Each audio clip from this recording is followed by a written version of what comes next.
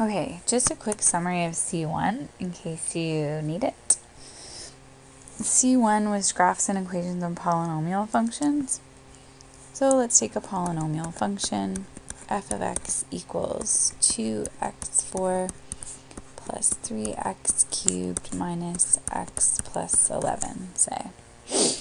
So things we know about this polynomial are this polynomial is a degree 4 function. And we know that because its biggest exponent is a 4. So that's how we know what degree it is. We know its leading coefficient is a positive 2, so it's a positive value. Other things we care about, this degree 4 guy is an even degree function.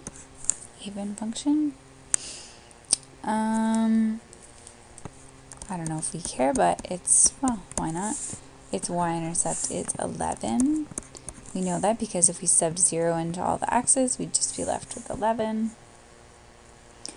So now we know from this information that if we wanted to graph this polynomial function, I have no idea where the roots are, but I do know that since it's an even function with a positive leading coefficient, that its end conditions would be in this quadrant and this quadrant. And then I don't know what happens in between that. Who knows? So we can determine its end conditions would be Q1, Q2, which is important.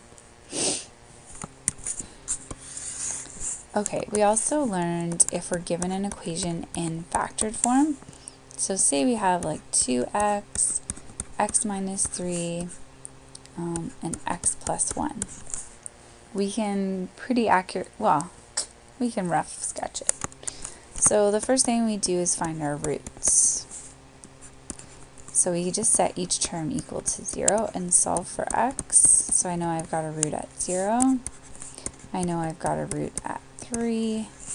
And I've also got a root at negative 1. So if I'm graphing this, I've got a root at negative 1, a root at 3, and a root at 0.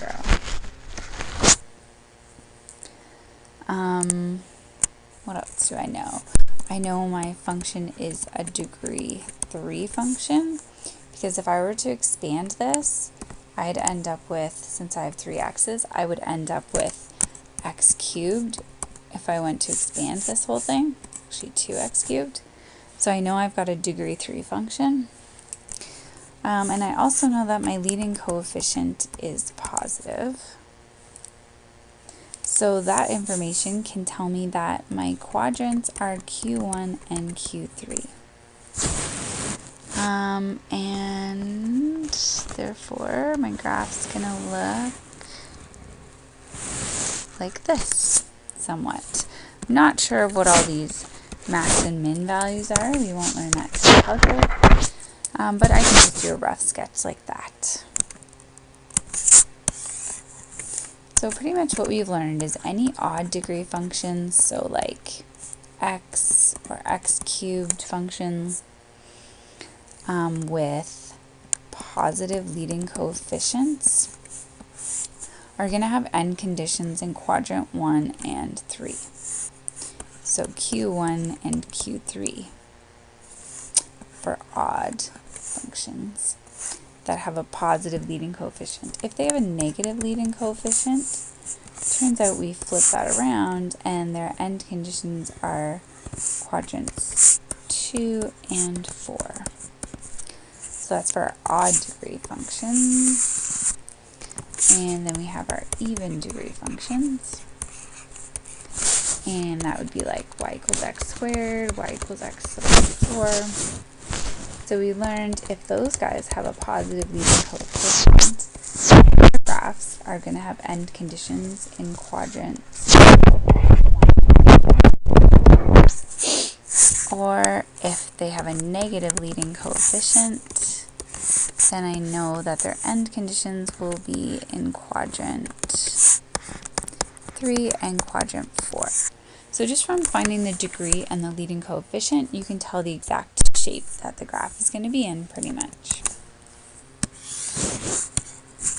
And let's just talk about one more thing. So if we had f of x equals x, actually, let's do x minus 2 squared times x plus 3. So this is a situation where we have, since we have this squared guy, this actually produces a double root in one spot.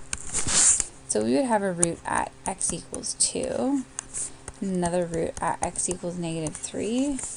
Turns out this guy's a double root. So when we go to graph it, 2 and negative 3, and since we've got x squared here and a single x here, we know we have a degree 3 function. It would be x cubed if we expanded it, and we have a positive leading coefficient. So that's going to put us in quadrant 1 and quadrant 3 for our end conditions. Okay, and then something worth noting is that this guy is a double root. So it's going to make our graph look slightly different. So here's how it's going to look.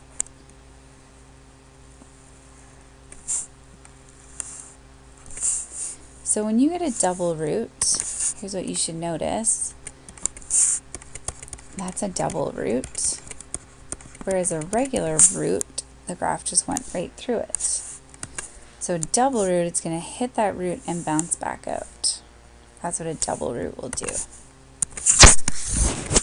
And then a triple root, if we had like x plus 3 cubed,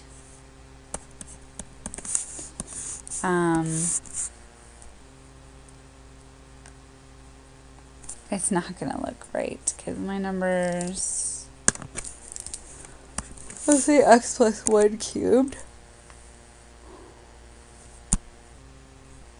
So we're going to have a triple root at x equals negative 1. And what a triple root does, they're kind of crazy. A triple root actually causes something on your graph called a point of inflection, or an inflection point. And what that means is, okay, since this is a degree 3 function with a positive leading coefficient, we know its end conditions are going to be q1, q3, and it has to get there with a triple root. So it's actually just going to come over like this. That's what an inflection point is. It's when your graph goes from like being concave down to all of a sudden being concave up. So it's like how the shape of the graph kind of changes. That's where the inflection point is, right when that shape changes. Okay.